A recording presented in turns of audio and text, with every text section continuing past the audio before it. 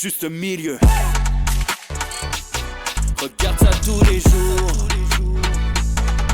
Juste milieu. Désolé pour mon manque de répartie. Je sais même pas ce que je débite. C'est dur la géopolitique. Ou un peu comme ma... République. Ma République, non?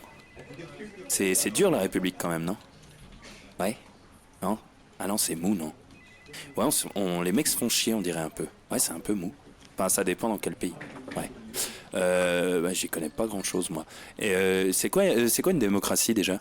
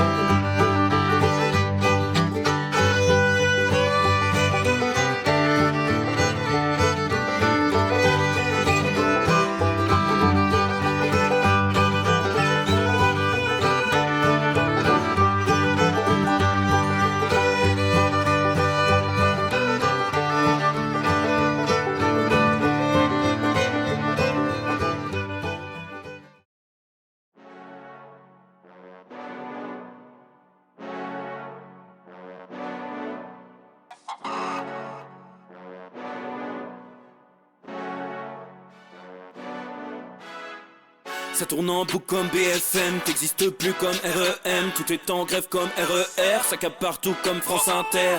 Faut pas croire tout ce qu'on dit à la télévision. Merci YouTube pour la liberté d'expression. C'est la vérité absolue, juste de l'info et de l'actu. Si t'as un doute sur le contenu, check les sources ou le nombre de vues. C'est la vérité absolue, juste de l'info et de l'actu. Si t'as un doute sur le contenu, check les sources ou le nombre de vues. Calme-toi Dimitri, la force tranquille, ça tape dans le mille. De midi à minuit, dégomme les mensonges comme des quilles. Depuis qu'il y a des séances publiques, je veux plus au cirque mais à l'hémicycle. Scandale politique et médiatique, pour rien rater il faut que tu cliques. Mec c'est Rémi, le meilleur du pire en ligne de mire. Aucun parti pris, que des avis bien réfléchis. J'ai encore bourré comme un Polac, donc je pensais voir Laurent Ournal. Je crois que je suis toujours à côté de la plaque, mais en politique c'est qui est le crack. Ouais je sais qui est le crack. Juste milieu. Je crois que c'est qui est le crack. Salit des kilomètres de presse pour faire un résumé express. Ça charbonne comme un chinois avec la qualité d'un bavarois. On sera en retraite après notre mort, on sera bouffé par l'inflation. Dans le doute je vais voter Voldemort pour les prochaines élections. Passe de la country à la drill sans transition. C'était pas une bonne idée de me confier cette mission. Si t'aimes pas, dégoûte pas les autres. C'est pas moi qui le dis, moi je suis le roi des pauvres. Pour réfléchir, j'ai qu'un euro, non, moi je tomberai pas dans la fraude. Je le prononce Mittel, comme Angela Merkel. Désolé, je fais ce que je peux, je trouve ma répartie chez Lidl. Des enquêtes exceptionnelles, pas de langue de bois et de l'humour. La revue c'est juste mensuel, les vidéos c'est juste tous les jours. Ouais, c'est juste tous les jours. Juste milieu. Regarde ça tous les jours. Juste milieu. Désolé pour mon manque de répartie. Je sais même pas ce que je débite. C'est dur la géopolitique. Ou un peu comme ma... République. Ma République, non? C'est dur la République quand même, non? Ouais? Non? Ah non, c'est mou, non? Ouais, les mecs se font chier, on dirait un peu. Ouais, c'est un peu mou. Enfin, ça dépend dans quel pays. Ouais.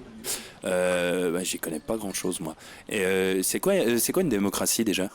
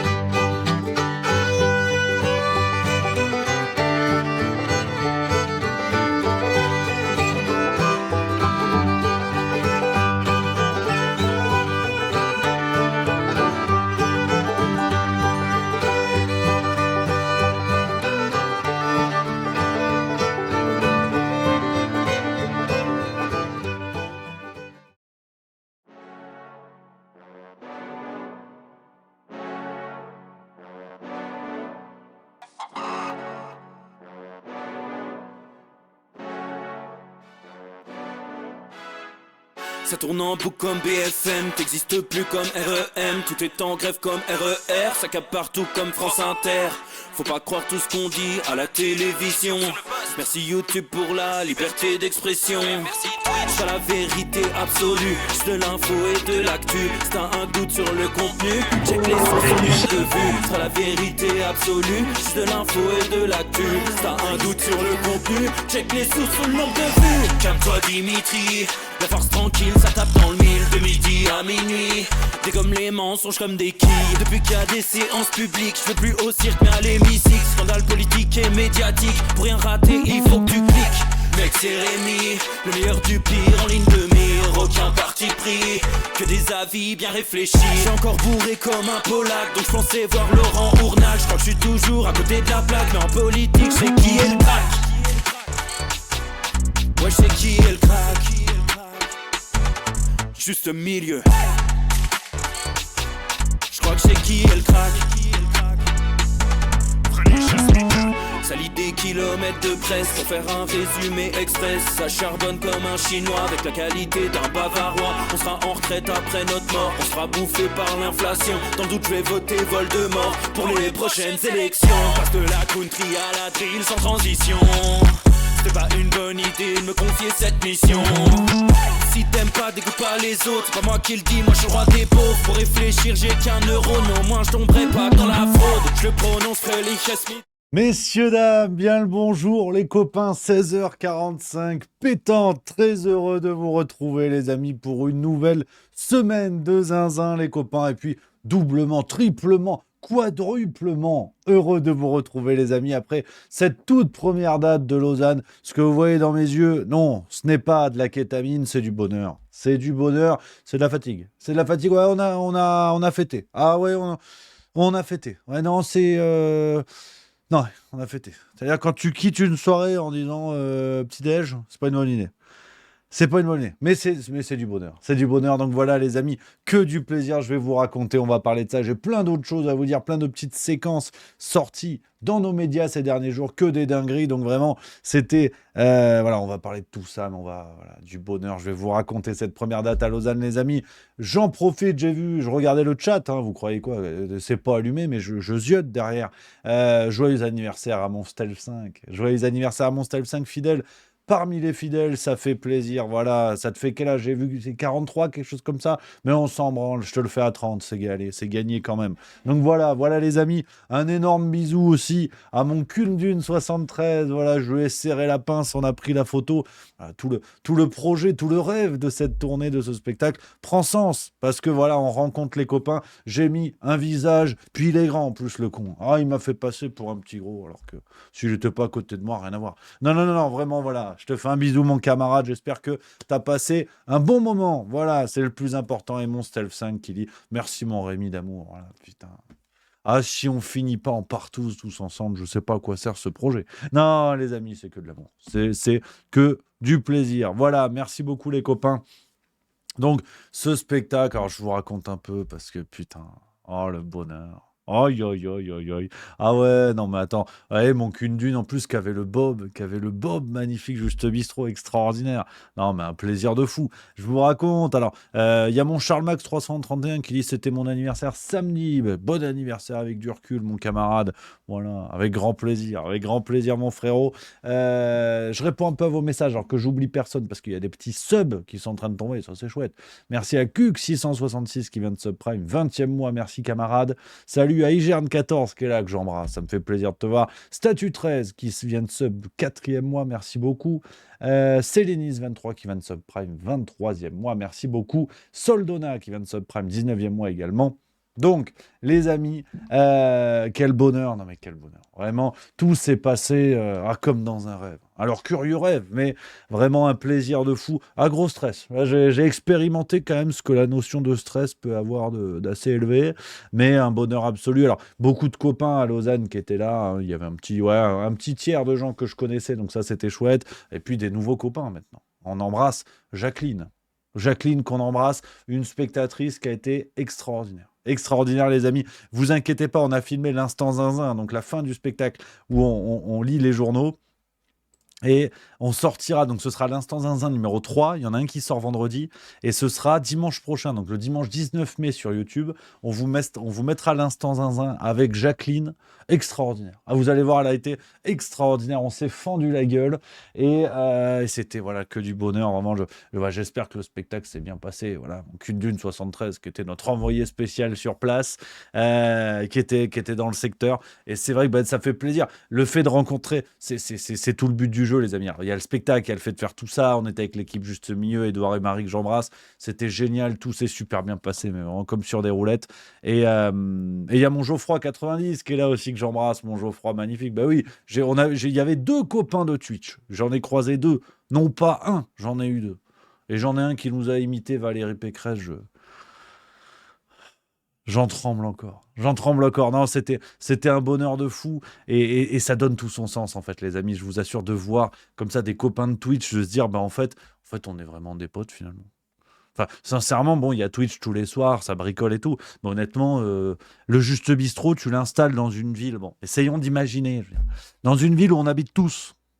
Et ben, le Juste Bistrot, on s'y retrouve tous les soirs, en fait. Et je pense que potentiellement, on peut tous devenir copains. Je pense qu'on est tous à peu près suffisamment pas câblés pour, à mon avis, être tous copains. Donc ça fait plaisir. Ça, c'est extraordinaire. Donc voilà, les amis, c'était une joie, vraiment. Rien que d'en parler, tu vois. Ah non, le bonheur. Franchement, le bonheur, les amis, c'était un truc de dingue. Et puis, date après date, ça va continuer. Et c'est chouette de voir, en fait, des gens qui sympathisaient. Pour vous dire, la Jacqueline, elle venait du Valais, donc c'est un canton en Suisse. Et elle a discuté avec un type qui était au spectacle. Et ils se sont rendus compte qu'ils avaient le même nom de famille. Alors c'est vrai que dans le Valais, tu te dis, bon, de toute façon, c'est une seule et même famille, en vérité. C'est un peu comme dans le nord de la France. Tu vois. Non, celle-là, elle est facile, cette blague. Mais en fait, très marrant, ils se sont rendus compte qu'ils avaient exactement le même nom de famille, mais qu'ils viennent pas du tout de la même famille. Bon, c'est vrai que dit comme ça, c'est original. Mais voilà, c'est fou de dire, les amis, voilà, il y a peut-être des gens qui, grâce au spectacle ou à cause, se sont rencontrés, deviennent copains, prennent l'apéro entre eux. Ça, c'est mon rêve. Ça, c'est mon rêve. Donc voilà, les amis, on était heureux comme tout. Je me fais le porte-parole d'Edouard et Marie. On était vraiment heureux comme tout de vous rencontrer. C'est génial, en fait, de casser l'écran, d'être tous ensemble, les amis.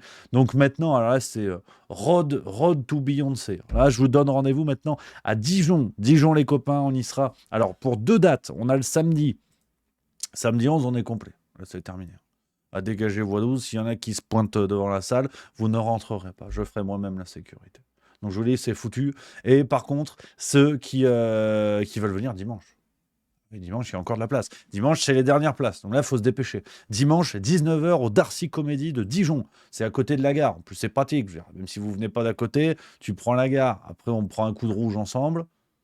Bon, on se déchire, hein, je vais pas te mentir. Et après, moi, de toute façon, je pars lundi matin. Donc, à dimanche soir, ceux qui viennent, on a le temps. Parce que samedi soir, bien sûr, je pouvais prendre le temps, évidemment.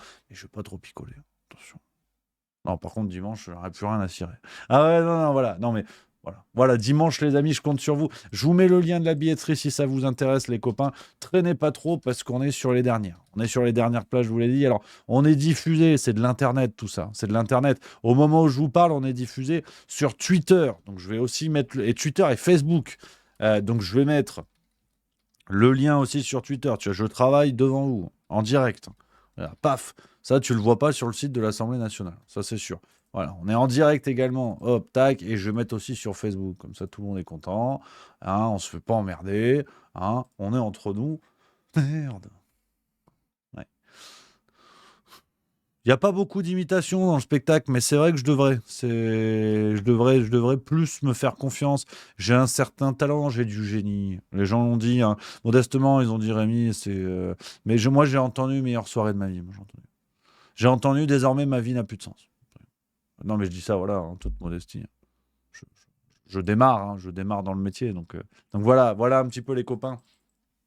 Sur cette première date, j'ai hâte. Vraiment, j'ai hâte de la suite des aventures. Et en plus, ce qui est chouette, c'est qu'on a d'autres dates, hein. Marie travaille à fond la forme pour, entre autres, notamment pour la tournée du spectacle. On a plein d'autres dates qui vont arriver qu'on vous annoncera dès que c'est officiel, les copains. Donc vraiment, on va vadrouiller dans tous les coins, même à l'international. On va à Liège. Fin juin, on va à Liège. Il reste quelques places. À Liège, on va jouer, attendez que je vous dise pas de conneries, on va au Comédie en Île, pour nos amis belges qui connaissent le secteur. On y va, le 27 et 28 juin. Jeudi 27, vendredi 28. Vendredi, il reste plus beaucoup. Et jeudi, il reste encore un peu. Donc voilà, vous pouvez voir ça sur la billetterie. Juste Milieu. Les amis, voilà les copains, un plaisir absolu. Tout ça, et on va en reparler, et puis je vais vous montrer les extraits et tout. Peut-être que demain, je mettrai un petit extrait. On verra les amis. Voilà, un petit peu pour tout ça. Je prends vos messages dans le chat. Il y a Massan3466 qui dit demain, je vais voir le biopic Amy Winehouse. Alors là, j'ai hâte d'avoir son avis. J'ai hâte d'avoir ton avis, camarade. Je devais y aller ce soir. Mais non, parce que franchement, je suis claqué. Je peux pas vous mentir.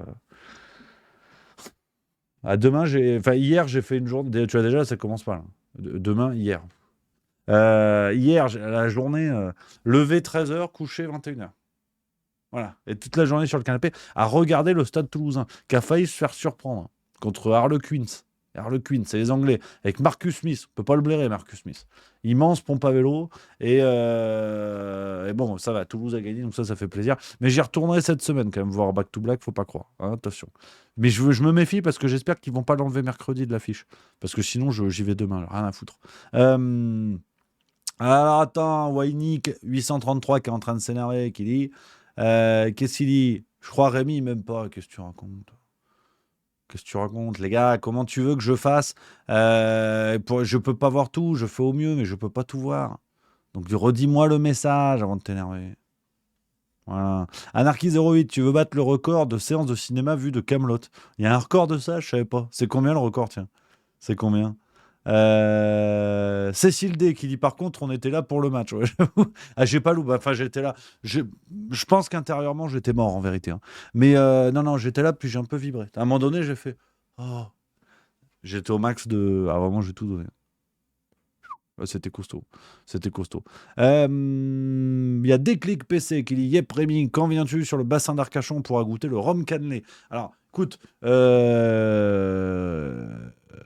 Je sais pas, attends.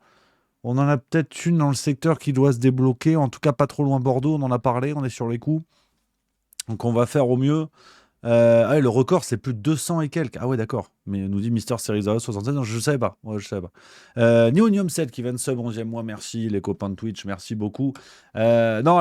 J'ai eu un fantasme cet après-midi, je vous raconte. Voilà. Et Marie précise 204 fois. Voilà, responsable de l'info, c'est notre Julien Pain à nous. Non, je déconne, pas d'insulte, attention. Là. 204 fois, ouais, j'ai de la route. Hein. Mais pas 204 fois au cinéma quand même. Parce que, ouais. Et 20K91, t'as prévu de goûter toutes les spécialités locales, fin de tournée. Ah ouais, bah ça, ouais. Non, mais c'est pour ça, ce soir, je vais faire un peu de sport, je suis flingué. Par contre, il faut faire du sport. Puis même pour tenir sur scène. Hein. Tu sais, il y a de la souplesse. À un moment donné, je danse. Il y a de la danse. J'ai des gens qui peuvent en témoigner maintenant. Je m'en fous. Hein. Maintenant, j'ai les premiers cobayes. On va voir s'il y a des effets secondaires du spectacle. Qu'une Dune 73, le jour où il commence à nous dire oui, finalement, je vais voter Macron, c'est qu'à mon avis, c'est un effet secondaire. Je pense que lui, il faut le surveiller de près. Sur le Juste Bistrot, c'est notre client test. Là vraiment, on va le surveiller. Donc, non. C'est du plaisir. Hein, c'est du plaisir. Romain83R qui dit quand en Bretagne. Alors, en Bretagne, nos amis bretons, on est sur 2 pistes et qui sont plutôt très bien avancées. On attend vraiment les papiers, les paplards, l'administratif, signature officielle devant les photographes de l'équipe. Donc, en Bretagne, on est très bien avancé. On vous tient au courant, les amis. Voilà. Et qu'une Dune 73, à mon avis, les neurones sont déjà en train de se tirer. Il a dit il y a de la performance, il a dit, concernant mon spectacle. Soit c'est un effet secondaire, et soit c'est vrai. Ça, c'est génial. C'est vrai. Je sais pas, je l'ai pas vu ce spectacle de toute façon. Donc, c'est vrai que 20K91 qui dit tu en semaine, je savais que j'allais voir une comédie musicale. Ouais. Ah, il y a de tout.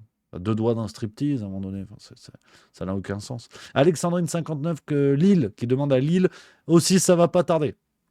On a aussi une piste bien avancée. Vraiment, les amis, je vous dis, il y a encore, qu'on déconne pas, il y a encore 7 ou 8 villes qui doivent tomber qu'on va annoncer bientôt. Donc, vous inquiétez pas, vous serez bien sûr les premiers informés dans le Juste Bistrot, vous vous en doutez.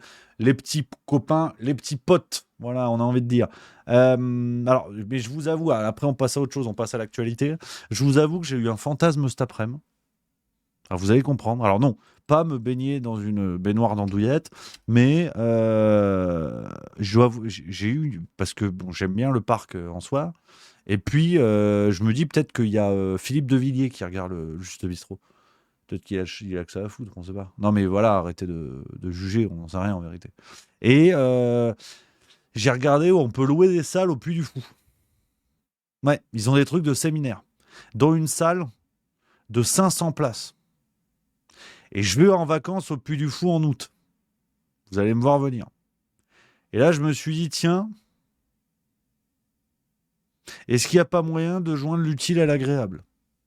Juste milieu au Puy du Fou. Alors c'est sûr que bon, on va avoir 3-4 gauchistes qui vont nous tomber sur la couenne, dire ouais, il joue au Puy du Fou, c'est un réactionnaire. Bon. Et quand ils sauront que j'adore aller chez Disney, est-ce qu'on va me reprocher de jouer avec la queue de Mickey? Je ne sais guère, mais j'ai eu ce fantasme-là. Le juste fou. Ou le Puy du juste. C'est vous qui voyez. Mais blague à part, ce serait un délire. Parce que bon, moi je pars en vacances, je m'en fous. Non, je suis tellement un taulier de l'humour. Voilà. Mais tu vois, réussir à bricoler ça, parce que j'y vais début août. Donc si on fait ça début août, on fait venir Mike, c'est le chef de notre régie, le taulier, qui déboule. On fait ça, t'imagines? Après, bon, faut réussir à décoincer. Puis c'est 500 personnes. Hein. Donc là, faut pas déconner non plus. Si on fait ça, à mon avis, ça doit coûter quand même un bifton. Parce que le Puy du Fou, ils aiment bien l'histoire, mais à mon avis, le prix, t'es pas en écu. Et encore, d'ailleurs, c'est pas très scandaleux, les prix de l'entrée, tu me diras, ça va. Mais je me dis, il y a un délire. Et peut-être que Philippe de Villiers, en fait, il regarde Puy du Fou. Il sait pas. Il regarde juste mieux. On sait pas. Peut-être qu'il va me dire, ouais, non, Rami. Je sais pas l'imiter, par contre. Je me risque à certaines imitations. J'essaie de développer. Mais c'est pas fou. Non, c'est nul. Non, je le tiens vraiment pas. Je le tiens vraiment pas du tout.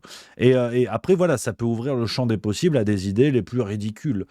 Théobald de 31 qui dit, tu fais en costume le spectacle. Pourquoi pas? J'arrive en cheval. Non, mieux, j'arrive en...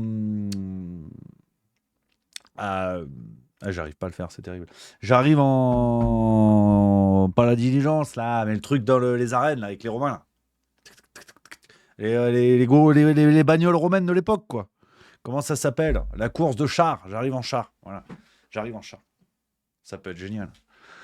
La blague à part, ça peut être génial. Il y a une logistique, mais je pense que voilà, si le Puy du Fou cherche son spectacle 2025, il est là. Vous l'avez devant moi. Il y a Adèle qui est à Las Vegas tous les soirs. Ben moi, je peux être au Puy du Fou tous les midis. À faire le bouffon comme ça. Avec le bonnet clochette là. Ding, ding, ding, ding. Bon, allez, on va parler sérieusement parce que sinon les gens vont se tirer. Il y a quand même un certain niveau de qualité dans cette émission à respecter. Donc voilà, l'appel est lancé. Si vous connaissez Monsieur De Villiers, moi je suis là sur la semaine d'août. Je viens au Puy du Fou. Hein. Donc si jamais il a un petit créneau, il est chaud, il n'y a pas de problème. Y a pas de problème, je suis partant. Après, voilà, j'ose imaginer aussi qu'il en a rien à foutre. Voilà, non mais c'est aussi une réalité. Tu vois. Tu sais, j'ai fait une date, je commence à péter le boulard déjà. C'est terrible. Ah, le Mbappé du tu l'as vu qui mon cul. C'est vraiment, c'est ce nom-là que je veux. Rôde tout humour. Allez, les amis, on y va plein badin avec les actualités du moment. Plein de petites séquences à vous montrer. Ça part en cacahuète vraiment de tous les côtés. Vraiment de tous les côtés. C'est que du plaisir. C'est que du plaisir. Merci à Igerne14 qui vient d'offrir un sub à Master Chiffre, ça c'est sympa comme tout. Alors aujourd'hui c'est vrai que on a quand même une petite pensée parce que c'est un grand monsieur, on a une pensée pour Bernard Pivot qui est décédé, l'annonce de son décès est tombée aujourd'hui, on a une pensée pour lui et on a une pensée aussi pour la France, hein, parce que ça part en bib de tous les côtés, hein, vraiment... Bon, les JO, vous savez ce que j'en pense, les copains, voilà. Mais ça part en bible de tous les côtés avec vraiment des séquences de plus en plus folles. Alors déjà, on peut commencer avec Emmanuel Macron qui reçoit Xi Jinping, donc président de la Chine. Et apparemment, Macron a confondu. J'ai l'impression qu'il pensait recevoir un mec qui détient 3-4 buffets illimités sur la rocade entre Montalimar et Valence. Parce que déjà, tu reçois le président de la Chine. Donc la Chine, tu ne les prends plus au bras de fer, c'est terminé. Il y a 40 ans, tu bricoles, mais aujourd'hui, c'est terminé. Et donc, tu sais, as le respect protocolaire, tu vois, c'est le président et sa femme qui déboulent, qui accueillent le président et sa femme. Bon, bah, hier, Macron, non seulement il n'y est pas allé lui-même, il a envoyé Gabriel Attal pour recevoir le président de la Chine. dans un accord, enfin un accueil, pardon, où tu as l'impression qu'effectivement Xi Jinping, il gère 3 courtes pailles en Aquitaine. Vraiment, qu'est-ce qui se passe, tu vois? C'est le président de la Chine. Donc déjà, sur le plan diplomatique et protocolaire, on passe pour des pipes. Aujourd'hui, Xi Jinping déboule à l'Élysée. Macron a fait venir le proviseur. Il y avait Ursula von der Leyen. Tu sais pas ce qu'elle branle. Elle est là. Elle est là, comme s'il avait besoin d'une tutrice légale en permanence, tu vois. Enfin, en permanente, oui, c'est aussi bien la coiffure, mais il y a Victor Macno qui m'enlève les mots de la bouche, qui dit la crédibilité de la France. Ah ben, je suis bien d'accord avec toi, mon pote, parce que c'est hallucinant. C'est hallucinant. On est à 2 mois des JO. En fait, on a besoin d'Ursula von der Leyen qui vient tenir la main de Peter Pan. Qu'est-ce qui se passe, quoi? Elle a fait Clochette et Peter Pan. On reçoit Xi Jinping. Déjà, à mon avis, Xi Jinping, quand tu vois l'évolution récente de la France, tu sais, c'est vraiment le truc que t'as pas envie de faire le dimanche. Tu sais, t'as fait des semaines avec des trucs sérieux, tu vois. Puis le dimanche, ouais, on a un pique-nique avec les Tombliers. C'est qui les Tombliers? Mais si, qu'on avait rencontré à la foire, foire aux chaussons, Michel, rappelle-toi. Les Tombliers, ils nous invitent à manger. Ah ouais, mais c'est toujours dégueulasse chez eux, les Tombliers. On est obligé d'y aller? Bah oui, parce que quand même, leur fils, il est médecin généraliste, ça peut peut-être nous arranger. Bon, j'y vais, mais vite fait, franchement, l'apéro, la soupe et on se casse, hein. Bon, d'accord. Et Xi Jinping, c'est vraiment ce qu'il s'est dit, quoi. À mon avis, je pense qu'il avait autre chose à foutre, voir des pays sérieux.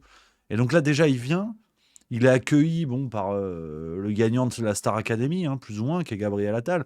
Car, politiquement, c'est rien, hein, ce gars. Et en plus, l'autre l'accueille et il fait venir le proviseur du collège. Alors, comment tu veux qu'on soit respecté? Et comment tu veux aussi que la rumeur complotiste qui voudrait que ce soit l'Union européenne qui gère la France, comment tu veux que cette rumeur passe au second plan? Donc non, c'est assez dérangeant. Et Politico, donc chaîne, enfin lettre d'information politique, révélait ce matin que apparemment Macron aurait également demandé à Olaf Scholz, le chancelier allemand, de se pointer. Et Scholz a dit non. Il a dit j'ai autre chose à foutre. Enfin, je sais pas comment on dit en allemand, was erst, autre chose à foutre, parce que c'est transparent. Et donc, ouais, non, très, très bien. On est bien, on est bien. Et donc, pour continuer à renforcer notre crédit, on va avoir un poubelleur à bob bleu qui va porter la flamme. Alors franchement, c'est un bon moyen de pression et il faut pas qu'il lâche. C'est important parce que la charge de boulot s'agrandit et pas nos salaires. Donc je suis de tout cœur avec eux, vraiment. Je les soutiens à 3000%. Même Vraiment. si, d'ici 48 heures, ça fait une très mauvaise pub à Marseille, tant pis. Ils vont trouver des solutions, j'en suis sûr. Oui, solution, c'est-à-dire qu'il faut que, en gros, la métropole, notamment qui gère ça, cède en réalité. Oui. Oui, bah c'est. Il va falloir qu'ils cèdent de toute façon. Pour vous, c'est simple, ça veut dire plus d'argent, notamment plus d'argent et une nouvelle organisation pour les éboueurs. Alors franchement, Voilà. Donc après, bon, je dois vous avouer, je connais pas le monsieur apparemment qui est connu sur les réseaux et tout ça, qui sera porteur de la flamme.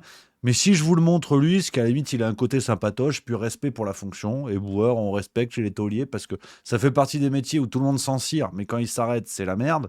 Donc gros respect dans tous les cas pour tous les amis et boueurs. Mais c'est vrai que bon, sans être méprisant, porteur de la flamme, bon. Après, tu me diras, la flamme olympique, tout le monde y va, après tout, pourquoi pas. Puis surtout qu'il succède au mec, tu sais, Baptiste, le feu dans la chambre, là, je sais pas quoi. Je sais pas si vous vous rappelez, c'est une vidéo de l'internet. Je connaissais pas, moi. J'ai découvert il y a pas longtemps, je crois que c'est Edouard qui m'a fait découvrir cette merde, d'ailleurs. Si tu m'écoutes, Edouard. C'est à cause de toi, ça. Ouais, Baptiste et Panette, je sais pas quoi, là. Je sais pas si vous voyez. Je vais vous montrer la vidéo. Ça a fait parler sur l'internet, en vérité. Mais ça va pas, Baptiste, qu'est-ce que tu fais? Mais t'es pas net? Mais non, je fais un truc. Non, t'arrêtes ça, Baptiste! Mais c'est quoi que t'as mis par terre? C'est du sable. Mais c'est horrible, ça me prend à la gorge. Mais t'es pas net, non? Mais si, Voilà, je fais bon, très vous avez bien. compris l'idée. C'est vrai que ça ressemble un peu à une réunion à l'Élysée en fin de semaine, mais bon. Et lui, au départ, il devait porter la flamme olympique. Parce que sa vidéo a été vue pas mal de fois et ils ont dit quelle belle idée. Alors, le hic, c'est que il a été accusé d'avoir envoyé des messages sexuels, je sais pas quoi, à des filles mineures et compagnie à l'époque. Enfin, bref, il a été accusé et du coup, il porte plus la flamme. Mais Si je vous montre tout ça, les amis, si je vous montre tout ça, c'est parce que ça, à côté, c'est l'Académie française. Voilà, c'est ça le problème. C'est l'Académie française parce que on va aussi nous envoyer la drag queen Minima Gesté. Je ne sais pas qui c'est. Pour vous la présenter, pour vous donner une idée de la démarche, on a trouvé personne de mieux que Sandrine Rousseau. C'était sur BFM hier. Merci pour visibiliser comme ça les combats que vous menez. Merci de percuter aussi une société qui est très hétéronormée, très calibrée sur des réflexes et sur des impensés. Et vraiment, ce que vous faites, le travail que vous faites, toutes les dragues, enfin tout ce travail-là, c'était un travail de transformation de la société en profondeur. Et merci pour ça parce que vous êtes un signe de libération, d'émancipation, et je suis sûre que vous êtes un modèle pour bien des gens et des jeunes. Et vraiment aux homophobes, aux LGBTQIA+ phobes, vraiment passez votre chemin. Alors, je veux juste vous rendre l'appareil. Merci beaucoup. Je suis ultra honoré d'être sur ce plateau avec vous quand je vais d'apprendre que vous serez sur le plateau. Sandrine Rousseau, c'est un vrai bonheur.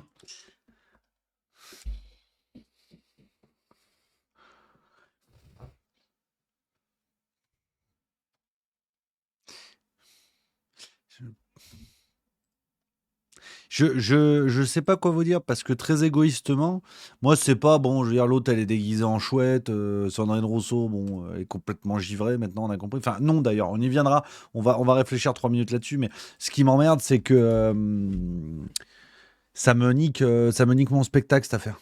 Parce que moi j'essaie de faire des blagues. Tu sais, parfois j'essaie de faire des blagues dans le registre de l'humour, de l'absurde. Tu sais, où tu dis des trucs, et bien en fait, comme c'est pas réel, les gens rigolent en disant ah, c'est pas réel. J'ai pas le talent pour faire pire que ça. Hein.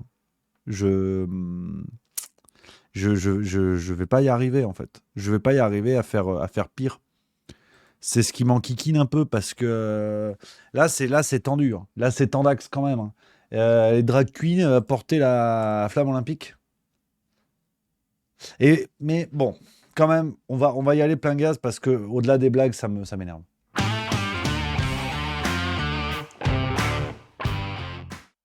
Voilà, petit instant grognon parce qu'on va essayer d'être sérieux 3 minutes sur ce qui se passe concernant ce phénomène-là, parce que je crois qu'il faut le prendre au sérieux. Parce que effectivement, se foutre de la gueule de bon l'autre, je te dis, elle est déguisée en hibou, elle est maquillée comme une voiture volée, bon, fait ce qu'il veut, c'est pas de problème. Enfin, elle, oui, yel.com.x, voilà, pas de problème.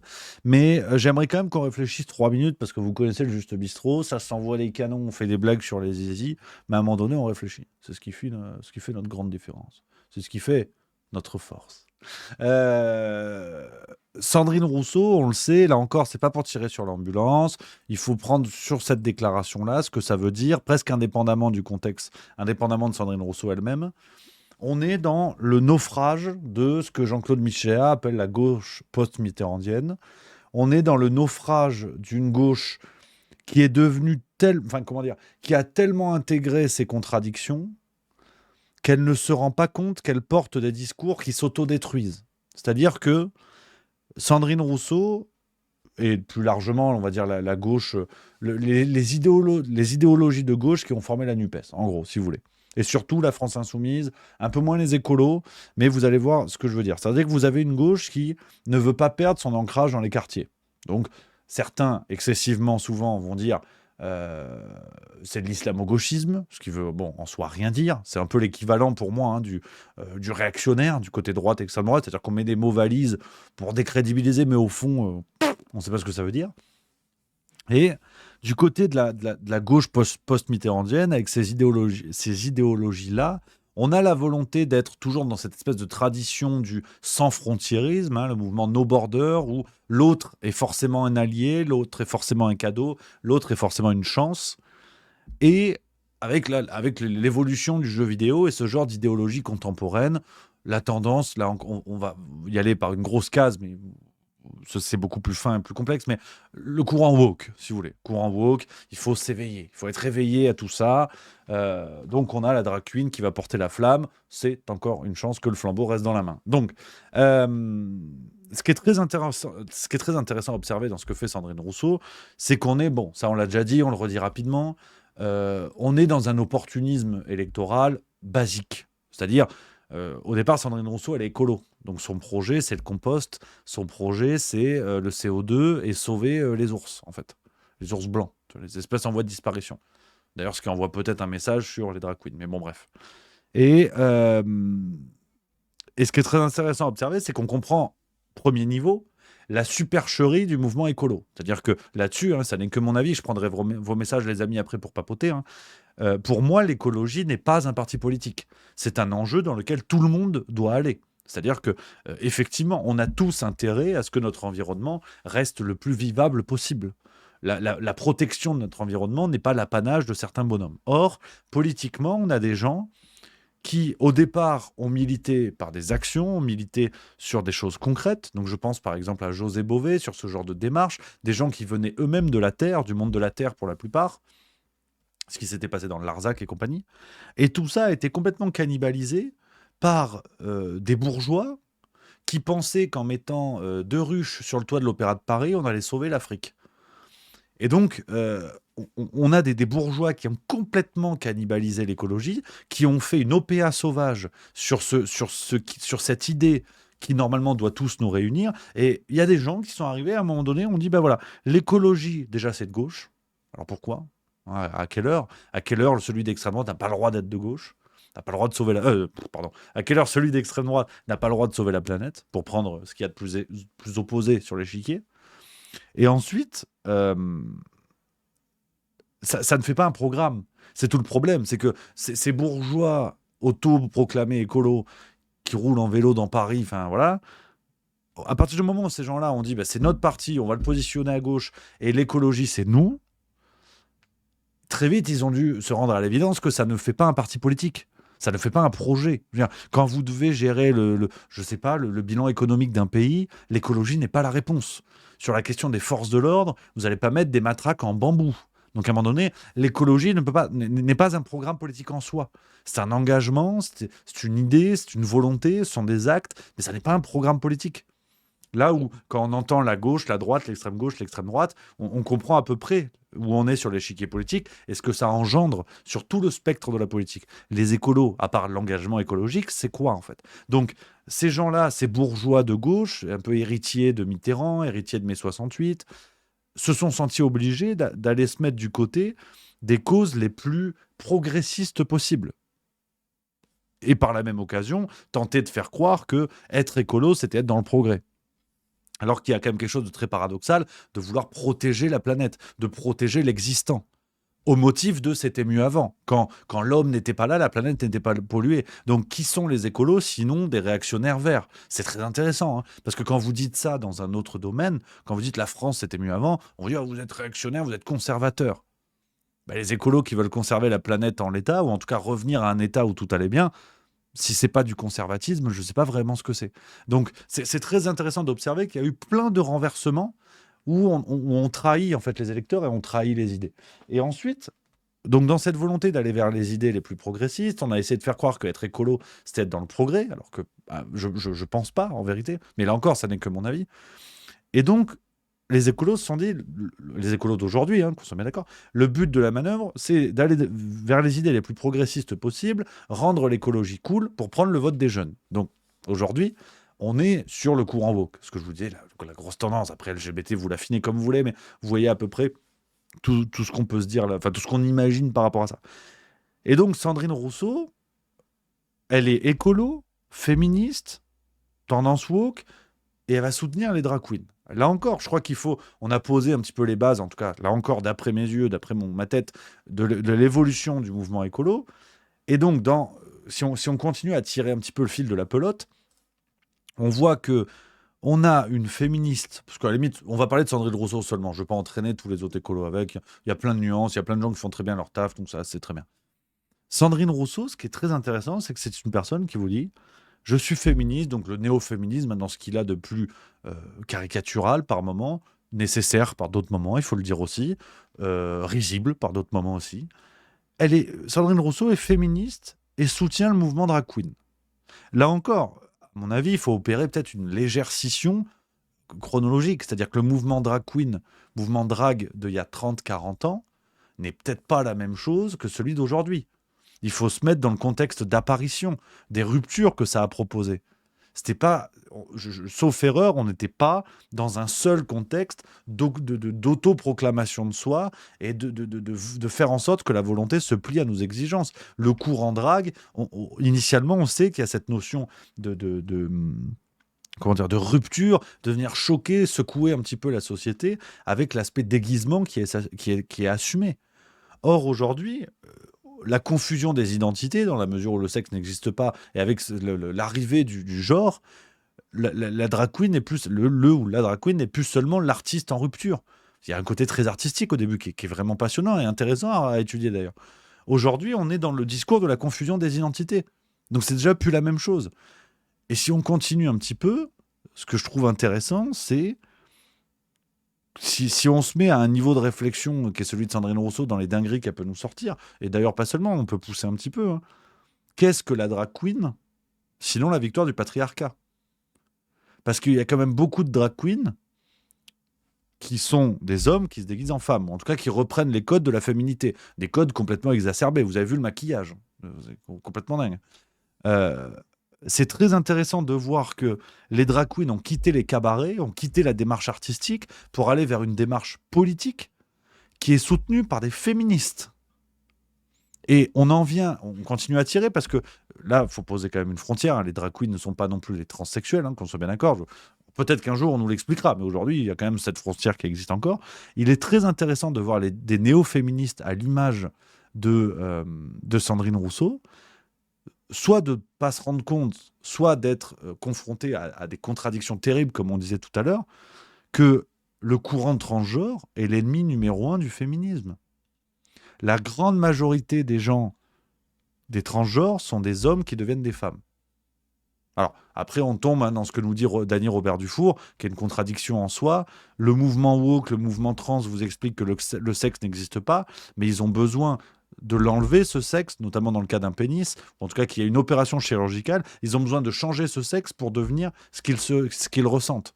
Donc, si le sexe n'existe pas, pourquoi devoir l'enlever ? C'est ce que dit Dany Robert Dufour dans le phénomène trans, et c'est très intéressant. Et je le redis, ce qui me plairait beaucoup, ce serait de pouvoir échanger avec quelqu'un qui est vraiment engagé dans cette démarche, qui est complètement opposé à ce que je vous dis là. Vous connaissez Juste Mieux, vous connaissez la maison. Je serais très intéressé à l'idée de pouvoir en débattre, hein, bien évidemment. Si vous n'êtes pas du tout d'accord avec ce que je vous dis, n'hésitez pas, les amis, à venir sur le Discord.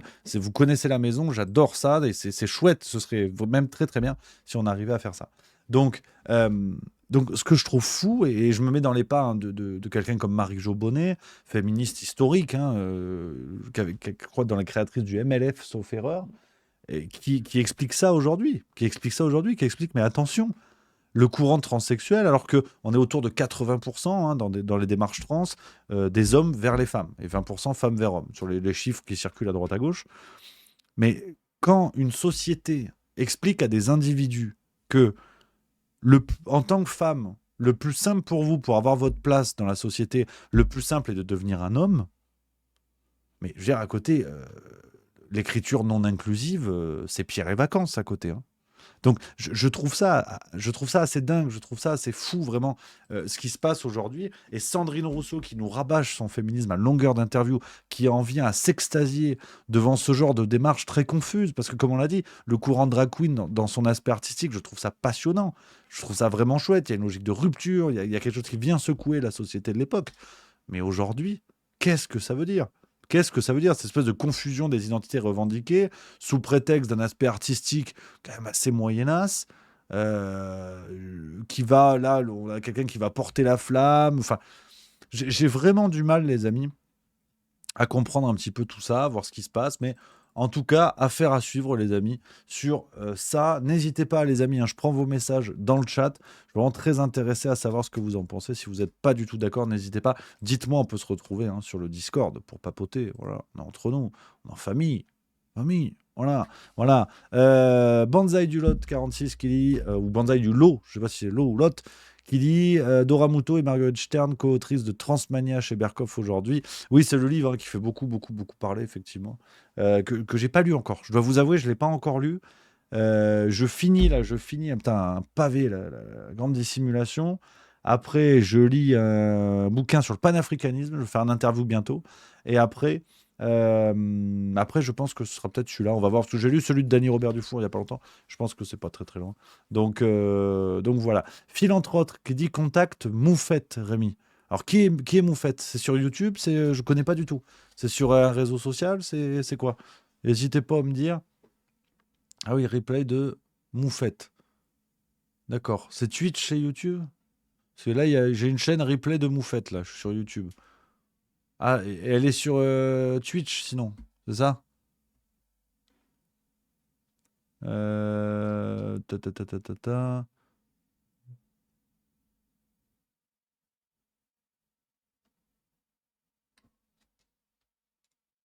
Je connais pas du tout. Attends, il y en a une bonne idée pour Moufette, ok. Avec plaisir. Alors, il y a mon Yang Daouda qui dit: je prends vos messages, les amis, ça fait beaucoup réagir, hein, c'est chouette. Mon Yang Daouda, que j'embrasse, qui dit: ça n'a rien à voir, Rémi, je ne suis pas du tout écolo, mais comparer le fait de vouloir conserver la planète et être réac, j'ai peut-être pas bien compris. Alors, je parlais plus sur le mot conservateur. Sur le mot conservateur, qui veut dire ce qu'il veut dire. Et que l'on peut apposer politiquement. Je trouve que ça fait partie des étiquettes un peu creuses, mais. Mais ce serait très intéressant, hein, ce serait très intéressant de discuter là-dessus, mon Yang Daouda. Je trouve qu'il y a une confusion des genres. Déjà avec ces mots valises, et aussi avec, comment dire, même le positionnement des néo-écolos, je le trouve très curieux parce qu'on a des gens qui dénoncent ce que fait l'humanité à la planète, mais qui pour autant vont se ranger du côté du progrès, de la notion de progrès, pour espérer changer les choses. Donc c'est-à-dire des gens qui vous disent l'homme est une plaie, mais qui vont vanter le modèle de Tesla et la voiture électrique. Donc qui est l'incarnation la plus récente du progrès quasiment. Donc je trouve ça, c'est là où j'ai du mal en fait aujourd'hui avec le positionnement des écolos. C'est peut-être que c'est pas clair, c'est peut-être à cause de ça et sûrement, hein, que c'est pas clair ce que je dis, mon Yang Daouda. Et n'hésite pas à me dire, hein, si tu es plus ou moins d'accord ou pas avec ça, camarade. Il y a Seb76600 qui dit: Rémi, tu en penses quoi de la liste Kuzmanovic? Alors, mon Seb, repose-moi la question dans 3 minutes. On finit juste ce petit volet, comme ça on est dans l'ordre et on passe pas d'un sujet à l'autre. On passe pas du coq à l'âne. Voilà, je crois qu'il faut le dire. La flemme quand même qui dit: je pense pas qu'un conservatisme matériel, environnement, et un conservatisme immatériel, idée politique, puissent être comparés. Moi, je pense que si. Je pense que si, dans la logique du sang et de la terre, alors, ce qui n'est pas la bonne rêve, c'est Barès, hein, sauf erreur. Bref, ça ferait bondir un journaliste de Libération. Mais je suis plus quand même sur cette ligne-là. Quand on parle d'une notion d'héritage, et de voir l'évolution de nos sociétés avec toujours dans le coin de l'œil la notion d'héritage, ce qui rend humble, ce qui justifie un peu mieux notre place, et ce qui pour moi permet d'ajuster peut-être un peu mieux les pièces du puzzle, mais c'est à discuter, c'est un débat intéressant, très intéressant. Merci à Silversly91 qui vient de sub, 5e mois, merci les copains, ouais, les subs, ça fait plaisir, vous êtes beaucoup, hein. On est quasiment 400 subs aujourd'hui, hein.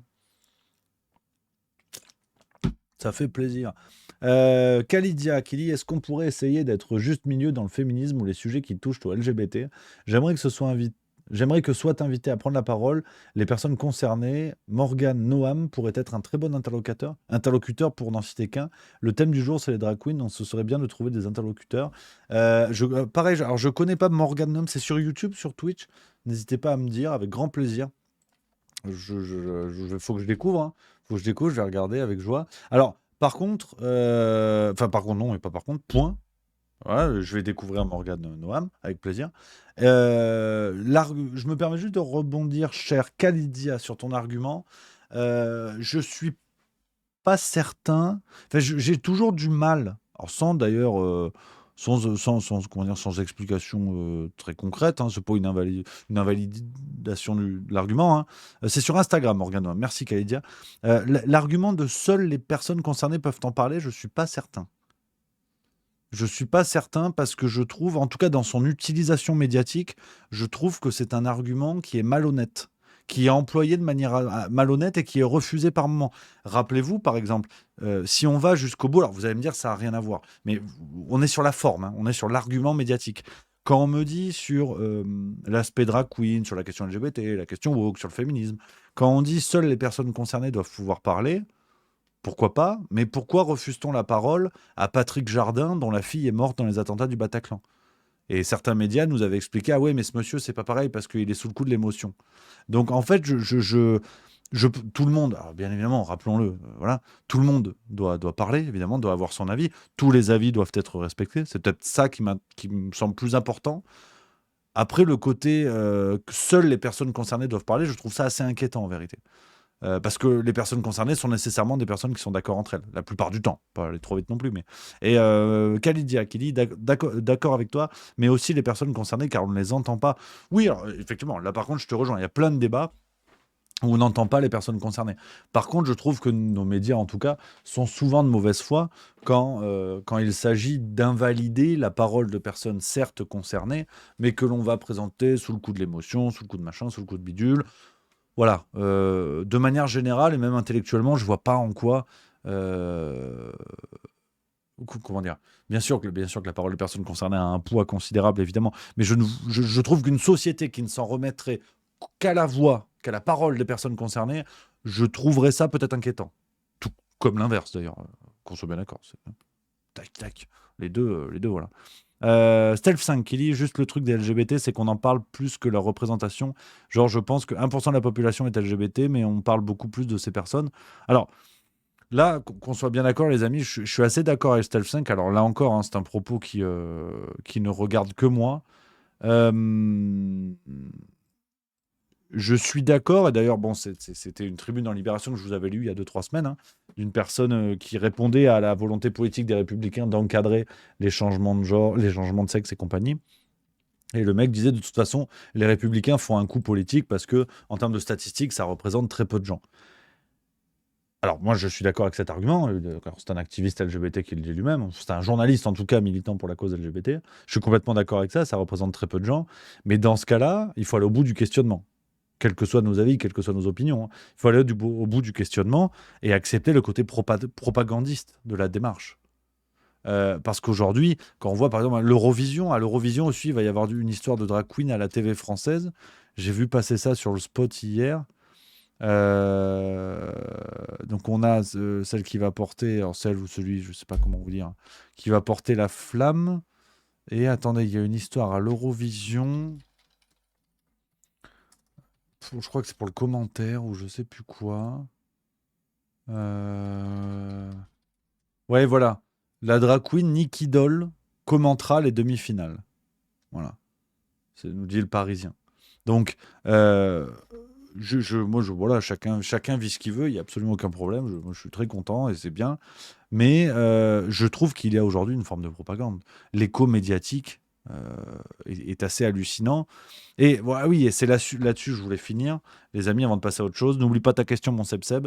Un autre point sur lequel je voulais revenir, qui m'inquiète aussi, enfin, qui me fait sourire concernant les contradictions internes à la gauche, c'est quand Sandrine Rousseau nous explique, oui, la société hétéronormée, vous leur montrez qu'autre chose est possible et tout. Alors dans ce cas-là, que la gauche réunisse deux de ses combats majeurs aujourd'hui, hein, que la néo-gauche réunissent deux de ces combats, d'aller parler à la France des banlieues avec ce discours pro-drag queen. Juste pour voir le mélange, juste pour voir comment ça se passe. Il est très intéressant de voir que la France hétéronormée et compagnie est souvent désignée comme le mal blanc. Hein. Je reprends des propos que je considère comme racistes, hein, d'ailleurs. Quand la gauche s'insurge contre le mal cisgenre blanc, je trouve que ce sont des propos racistes, parce que dire le mal homosexuel noir, ça me semble quand même extrêmement... ça catégorise beaucoup les choses, et je crois que ça arrêtait à la couleur de peau de quelqu'un, il me semblait que c'était raciste. Mais voilà, ce serait très intéressant que la gauche s'engage dans une fusion des combats. On avait vu ce que ça avait donné la Gay Pride en Seine-Saint-Denis. Voilà, et ça c'est malheureusement le réel qui se rappelle à eux. Mais bon, c'est comme ça. Et reprenons la parole d'un homme de gauche, en tout cas sur le papier, François Hollande, qui redoutait deux France qui un jour seraient face à face. Donc je reprends les propos de Hollande. Je crois que c'est Hollande ou Cazeneuve, je ne sais plus. En tout cas, un ancien de gauche. Peut-être toujours encore d'ailleurs. Donc, les amis, on continue dans d'autres séquences. Je voulais faire ce petit point avec vous, petit point Sandrine Rousseau. Alors, dans nos médias, parce que c'est le titre de l'émission, donc ça tombe quand même plutôt bien. Dans nos médias, on a eu droit à n'importe quoi ces derniers jours. Et on va commencer avec les drôles de méthodes, à la TV française. C'était le 5 mai, Duhamel, le roquet de BFM TV, Duhamel, face à Rima Hassan. On a des méthodes que ne dénigrez pas Apolline de Malherbe. Très intéressant. Ouais, c'était Gérard Collomb. Merci les amis pour la France, les deux France face à face. Gérard Collomb. Merci beaucoup. Homme de gauche sur le papier également normalement. Donc petit extrait de ce qui s'est passé sur BFM TV pour voir un petit peu les différences de traitement. Alors je le redis, on est chez Juste Milieu. Ce que je vous montre n'a pas valeur de prise de position. Genre, si vous êtes là, c'est que vous êtes intelligent. Donc, je me doute bien que vous êtes au courant. Mais juste pour expliquer que ce que je vous montre, c'est pour critiquer les méthodes journalistiques qui ne sont pas les mêmes avec tout le monde. Après, vous prenez les positions que vous voulez. Ça n'est pas un soutien aveugle à Rima Hassan. Je trouve juste qu'il est très intéressant de constater les différences de méthodes dans nos médias, qui plus est par Benjamin Duhamel. Vous utilisez ce mot, génocide, comme la plupart, la quasi-totalité même de vos collègues insoumis. Vous ne parlez même plus de risque génocidaire, mais bien de génocide. Je voudrais vous lire ce qu'a dit l'ex-présidente de la Cour internationale de justice dans une interview à la BBC. Elle présidait la Cour fin janvier, quand la décision a été rendue. Voilà ce qu'elle dit. La Cour a souligné dans l'ordonnance qu'il existait un risque de préjudice irréparable pour le droit des Palestiniens à être protégés contre le génocide, mais le raccourci qui apparaît souvent et qui consiste à dire qu'il y a un cas plausible de génocide n'est pas ce que la Cour a décidé. Oui. Vous qui vous présentez comme une juriste qui parlait la langue du droit international, c'est une expression que vous utilisez souvent, vous ne pouvez donc pas affirmer qu'il y a un génocide en cours. Encore une fois, les faits, je cite l'ancienne présidente de la CIJ. On est en direct? On est totalement en direct. Je dois regarder quelle caméra? Non, vous regardez pas une caméra, vous pouvez répondre à mes questions. Je veux dire et redire qu'il y a un génocide. Non, tu regardes pas une caméra là. Oh, tu réponds à mes questions, là, la petite là. Il est insupportable, j'adore. Génocide qui est en cours. Et je mesure mes mots. Et il serait temps que tout le monde sorte du déni s'agissant de ce qui est en train de se passer à Gaza. Laissez-moi terminer. Qu'est-ce qui vous permet? Non, mais parce que c'est important. Mais je suis en train de dérouler mes propos.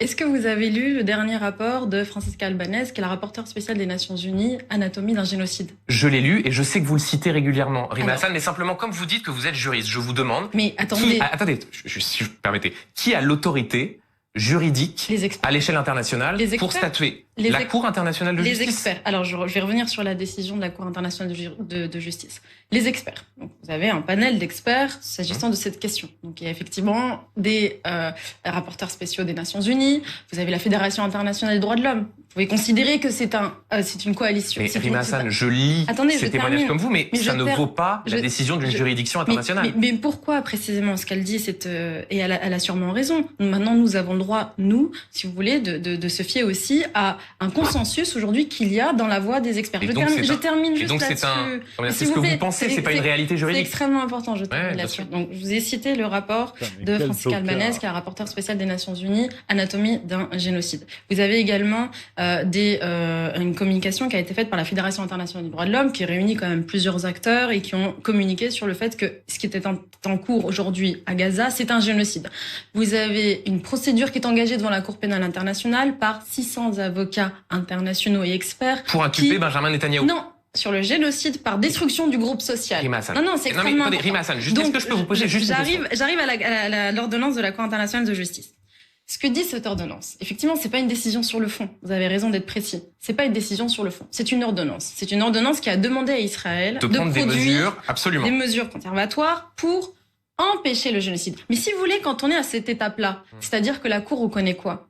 L'intention génocidaire. Non, c'est pas vrai. Mais si elle demande à Israël... Il y a un débat, même là, je viens de vous lire la phrase sur le risque plausible de génocide, sur le fait d'inciter Israël à prendre des mesures conservatoires. Je vous repose la question. Oui. Y a-t-il une juridiction internationale compétente qui a statué sur le fait qu'un génocide était en cours à Gaza? La question, elle est extrêmement simple. Eh bien, c'est ce qui va se dérouler après. C'est-à-dire que si vous écoutez des experts, des avocats internationaux, ils vous disent que ce qui va se dérouler, mais je vais revenir à la Convention parce que là, vous ne parlez pas de la question de la prévention qui dépend de notre voix de citoyens et de politiques. Ce que disent les experts sur ce sujet, c'est qu'il est très probable que la Cour internationale de justice, n'ayant pas eu la possibilité de statuer à ce stade sur le fond, a donné donné une ordonnance d'alerte. Donc, Rima Hassan, elle la va CIJ statuer. n'a pas statué en ce sens. On Mais- est extrêmement précis et Mais factuel. vous avez, et c'est inédit, vous avez des déclarations, des travaux annexes d'experts sur le sujet qui alertent sur le fait que c'est un génocide. Donc, alors attendez, Donc, je vous vais... continuez à utiliser ce terme, malgré le fait que la Alors- décision n'a pas été rendue en ce sens. Je l'utilise depuis fin octobre, ce terme, et j'ai parlé depuis fin octobre du risque génocidaire. Donc là, vous avez 6 mois de retard, vous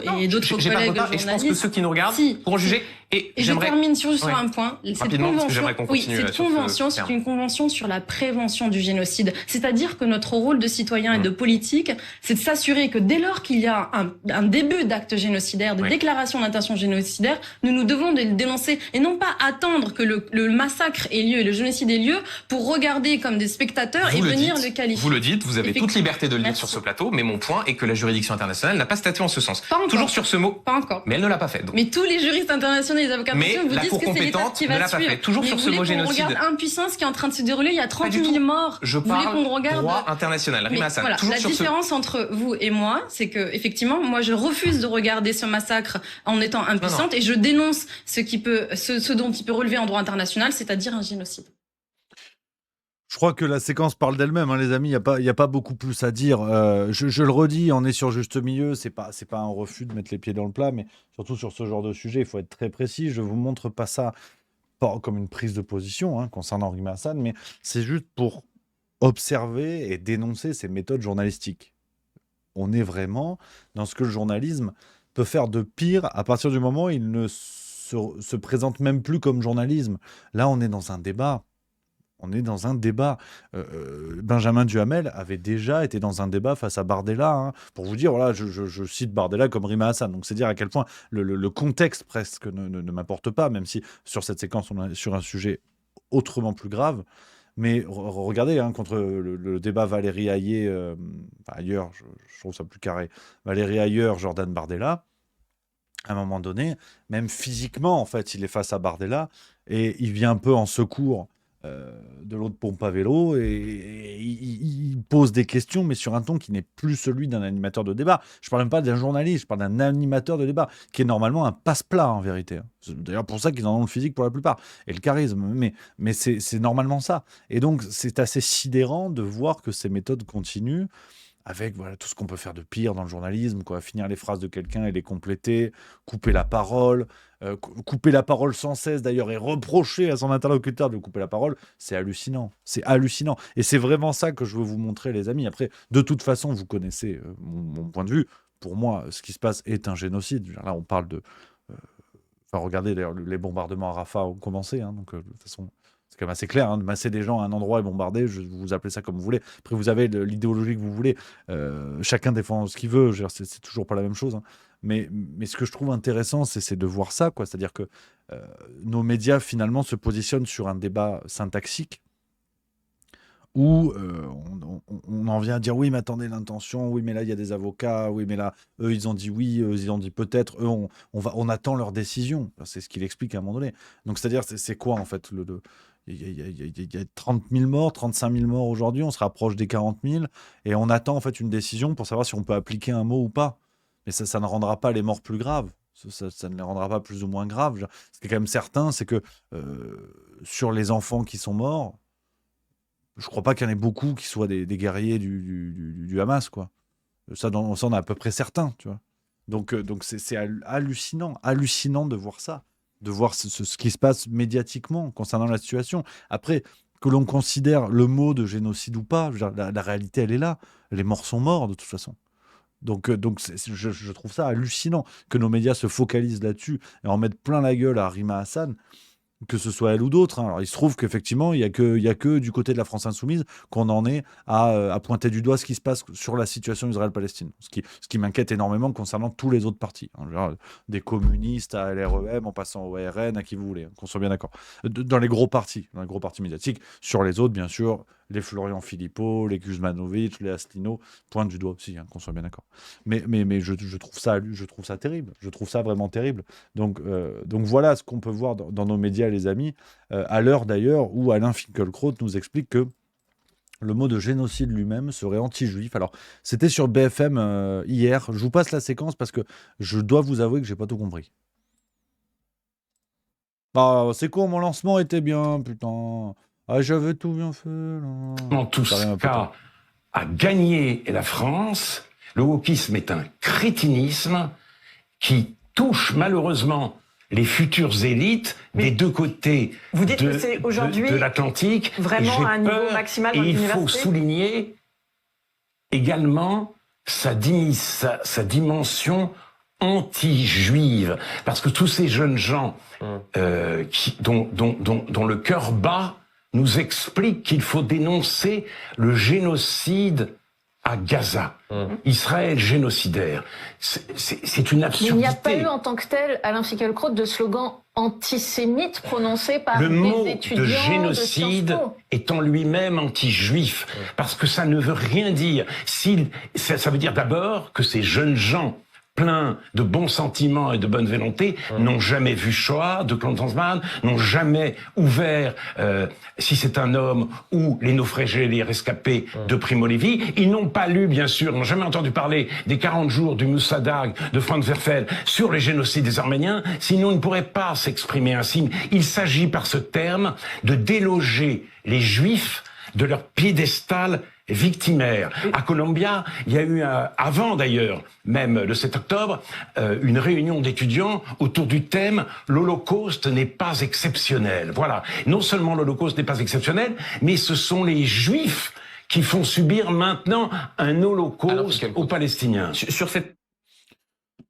Bon, là au moins l'avantage, Finkielkraut peut dérouler ce que sa pensée, ça c'est déjà ça, tu vois, Duhamel on l'entend moins moufter, mais je vous avoue que je sais pas quoi en penser, quoi. Je sais pas quoi en penser de cette déclaration que je trouve assez hallucinante, mais bon, c'est comme ça, hein, qu'est-ce que vous voulez que je vous dise, hein, c'est comme ça c'était la Finkielkraut, et pour continuer dans nos comportements médiatiques, et voir que, mine de rien, tout ça existe parce qu'on le veut bien. On a eu un autre type de match. Tu vois, Duhamel, Hassan, bon, t'en as qu'un qui a une raquette et qui a oublié qu'il était journaliste, il y va. On a eu Darius Rochebain sur LCI face au président de la République démocratique du Congo. On embrasse nos amis congolais, absolument. Félix Tshisekedi. J'ai sûrement mal prononcé le nom, toutes mes excuses. Voilà. Il était invité sur LCI et là, c'est un autre délire. Parce que t'as compris qu'en face, t'en as un qui en a rien à branler en fait. Que bon, journaliste, pas journaliste, voilà. Alors après, avec tous les écueils qu'on peut reprocher, politiquement, ce qui se passe et tout, mais juste pour voir que ce qui se passe dans nos médias se passe parce que les gens le veulent bien. La Russie, vous avez condamné l'invasion de l'Ukraine par la Russie, mais vous revendiquez la liberté de traiter toujours avec la Russie, n'est-ce pas ? Bien sûr, bien sûr.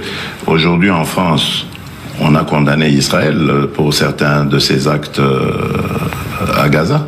Est-ce que ça a empêché la France de garder ses relations avec Israël ? Pourquoi est-ce que quand ça arrive aux Africains, on veut les juger ? On n'a pas à nous juger. Nous avons le droit d'avoir les amis que nous voulons. Et nous sommes amis à tous ceux qui veulent être nos amis. Bientôt, il y aura à nouveau un forum où les Africains seront conviés avec les Russes. Est-ce que vous irez ? Oui, je vais m'y rendre, oui. Ce sera peut-être en juin, je crois. Voilà. Pourquoi maintenir ce lien ? Pourquoi est-ce que vous le maintenez, même si tant d'Occidentaux voudraient... Parce que le maintiennent aussi. Les Russes veulent de l'amitié avec l'Afrique et avec la RDC. Pourquoi est-ce qu'on va la leur refuser ? Il n'y a pas de raison. La progression de Wagner en Afrique ne vous fait pas peur ?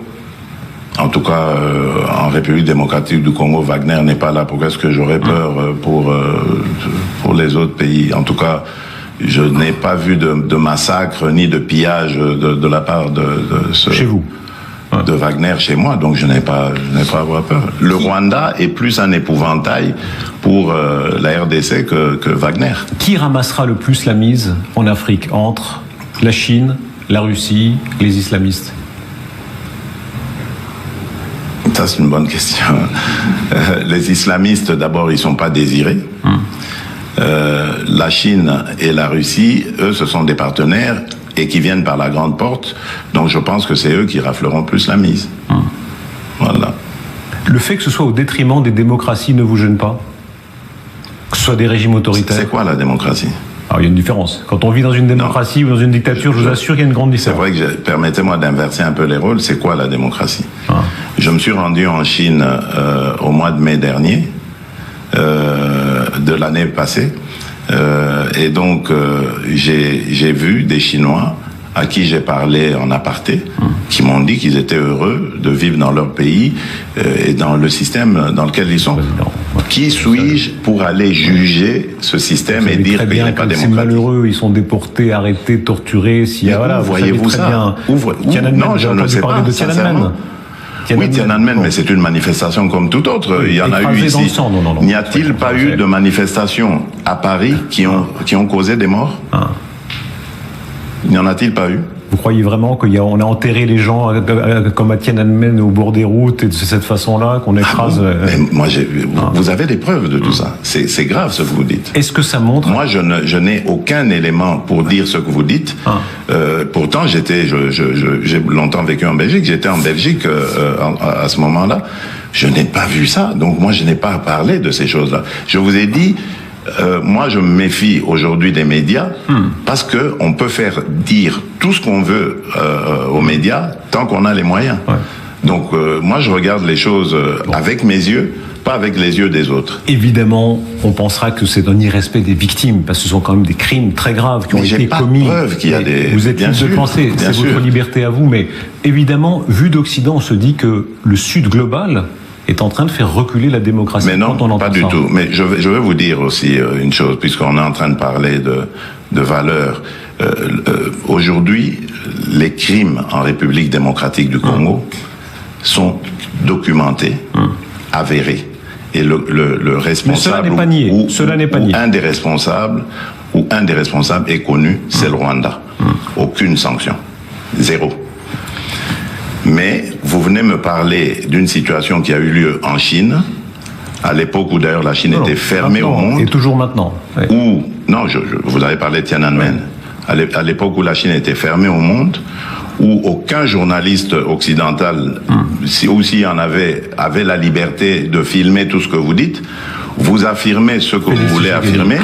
Et vous voulez qu'on ait une réaction beaucoup plus virulente vis-à-vis de ça, alors qu'il y a de l'autre côté des faits avérés où il y a zéro réaction. Monsieur le Président, soyons sérieux. La réalité, on ne peut pas réviser la réalité. C'est ça le deux poids. Extraordinaire, extraordinaire. Je découvre avec vous cet extrait parce que j'en ai entendu parler, on en a parlé. Je voulais absolument vous le montrer. Bon, il n'y a pas plus à dire. Ça me donne même envie, tu vois, de regarder en entier. Parce que déjà, je dois vous avouer, je trouve il y a une chose qui fait du bien. Alors, au-delà des sujets graves qui sont apportés, c'est que le président de la République démocratique du Congo a une stature, un langage, un parler, un rythme qui fait du bien. Vous avez entendu Attal, Macron, Ayé, Bardella, Rima Hassan s'en sent plutôt bien d'ailleurs. La classe, quoi. C'est carré, là c'est un président, là ça bricole pas en fait. Donc je trouve que c'est pas très objectif, mais une branlée à Darius Rochemin, ça fait toujours plaisir. Mais je trouve que putain la classe quoi. Et ça fait longtemps qu'en France on n'entend pas des politiques s'exprimer de cette manière. Villepin par exemple faisait du bien quand il avait dit ça. Quand il avait parlé sur BFM d'ailleurs face à Pauline de Malherbe concernant la situation à Gaza.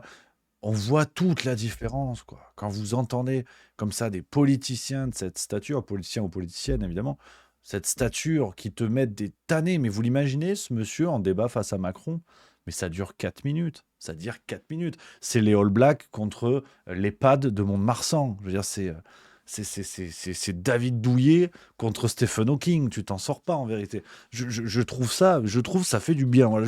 Je m'emballe un peu. On est vraiment sur des qualités de forme du débat. Je vais même pas parler du fond, mais je trouve très agréable à écouter les amis. Je vais essayer de retrouver la version longue parce que j'ai très envie de l'écouter demain. Si on peut trouver ça sur YouTube peut-être. Alors par contre, je m'excuse par avance parce que j'ai complètement, je pense, écorché le nom. Du président de la République démocratique du Congo, donc toutes mes excuses. Voilà. Attendez, est-ce que j'arrive à le trouver en entier? Peut-être pas. Est-ce que certains là? Ouais. Bon, je vais essayer de mener les recherches pour regarder ça. Peut-être que c'est sur Twitter ou autre chose. J'essaierai de trouver ça, les copains. Je prends vos messages dans le chat, les amis. Il y a 20K91 qui dit la prestance, la stature ne s'apprend pas, c'est inné ou pas. Je suis bien d'accord. Tac. Le rat libre qui dit en France, ça fait longtemps que l'on n'a plus de chef d'État, c'est pour ça que ça nous surprend. Stel 5, l'Afrique est le continent avec le plus de ressources, mais le plus pauvre. Trouver le problème, effectivement. Attends, j'ai vu aussi un autre petit message auquel je voulais répondre. C'est l'ami Gaëtan Seguin du 38, je crois, qui nous a dit quelque chose. Merde, attends, pourquoi je l'ai plus? Ah oui, Gaëtan Seguin 38, si on va, je relis, si on va sur l'art oratoire, Mélenchon est dans le même style. J'étais d'accord. J'étais d'accord avec toi. Pour moi, il y a vraiment... C'est ce qui a marqué le changement du côté de Mélenchon. Enfin, en tout cas, ce qui a démontré qu'il y avait du changement, c'était le débat avec Zemmour. Les deux débats, d'ailleurs, avec Zemmour, avant le premier tour en 2022, des présidentielles. Je trouve il était devenu... comment dire, il a des qualités de tribun indéniables qu'il y a eu pendant des décennies, on peut le dire, hein, parce qu'il a de la bouteille, le bougre. Mais je trouve qu'avec Zemmour, il a essayé de faire du 2022, en fait. Faire ce qui se fait aujourd'hui. La petite phrase, le clash, le refus de l'instant long, de la réflexion longue. Donc c'était nul, en fait. Des deux côtés, d'ailleurs. En fait, c'est marrant parce que je trouve que les deux faisaient étaient face au même problème, c'est-à-dire deux mecs qui s'expriment très bien, qui ont de la bouteille, qui bricolent, qui ont des références, qu'on les aime ou pas, on peut pas enlever ça, mais qui tombaient en fait dans un exercice qui n'était pas le leur, qui était un truc de jeune, un truc de Jones, le clash, la petite phrase. Et donc ça sert à rien, tu as juste deux clébards qui s'aboient dessus. Je dis volontairement clébards parce que Mélenchon, à un moment donné, comparait Zemmour à un chien, a dit Zemmour à la niche. Hein, on n'a pas entendu de député LFI pour hurler au racisme, curieusement. Donc je trouve que c'est de la cagolerie pour vous dire le niveau. Je commence à me fatiguer, c'est Bardella qui est une pompe à vélo. On l'envoie en débat face à Valérie Ayé pour qu'il brille. Donc franchement, Valérie Ayé, tu lui envoies mon poivrier, elle perd en débat. Donc bon... Là, ils ont envoyé Bardella, qui est gaulé quand même poivrier. Tu me diras, regarde le genre de truc, tu vois, parce qu'en fait, c'est rigolo. Regarde le lapsus qu'il fait, tu vois. L'opprobre sur tous nos concitoyens de confession musulmane ou d'origine étrangère, vous voyez, c'est insupportable, monsieur Bardella. Et avec les Bardella au pouvoir, il n'y aurait pas... Voilà, hein, le faux lapsus, madame Hamas. Ah, c'est rigolo, en fait. En parlant à Manon Brie, c'est marrant. Ouais, c'est super marrant. Donc voilà, Bardella, c'est ça, si tu veux. Quand il n'y a plus de fiches, quand il n'y a plus de punchline préparée avec les One Direction, ben voilà. Donc bon, je trouve ça lamentable. Et c'est intéressant d'ailleurs. Bon, je vous montre cette séquence, mais je suis plutôt content parce qu'on a des nouvelles de Manon Aubry. C'est vrai qu'on l'avait un peu dit. On pensait que c'était Rima Hassan, la tête de liste aux européennes. Mais bon, vous connaissez mon prono là-dessus. Je pense que Mélenchon est gentiment en train de la couler comme un grand pour qu'elle prenne une branlée aux européennes et qu'il arrive à s'imposer comme la seule tête politique de LFI à même de porter le parti. Après ça on verra, hein. Peut-être que je me plante sûrement d'ailleurs. Vous connaissez mes qualités en pronostic. Voilà. Oh les amis. Oh putain, tu vois, on a fait une belle émission quand même. On est là à 1h, 1h20. Je dois vous avouer les copains, je suis claqué. Hein, je suis pas complètement remis encore des folies du week-end. Mais voilà, c'était un plaisir. C'était un plaisir de vous retrouver, un plaisir d'être avec vous. Les amis, alors on va se retrouver pour une belle semaine, je vous l'ai dit, cette semaine. Avant de continuer, avant d'aller du côté de Dijon. Je le redis, les amis, je vous redonne le lien parce que ce sont les dernières places. Donc, si vous avez envie de venir à Dijon, les copains, je compte sur vous. Je compte sur vous parce que ce serait dommage que vous disiez « Oui, il y a le temps, t'inquiète. » Non, il n'y a pas le temps.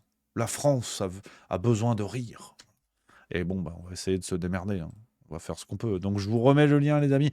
Dimanche 12 mai, ce dimanche à 19h, il y aura une représentation du spectacle Zinzin au Darcy Comedy à Dijon, juste à côté de la gare. Donc, ça fait plaisir. Je compte sur vous si ça vous intéresse, les amis. Et je vous donne rendez-vous demain à 16h30. Demain, on sera un petit peu en avance parce que je vais faire du badminton avec des copains. Après, voilà, je vous le dis.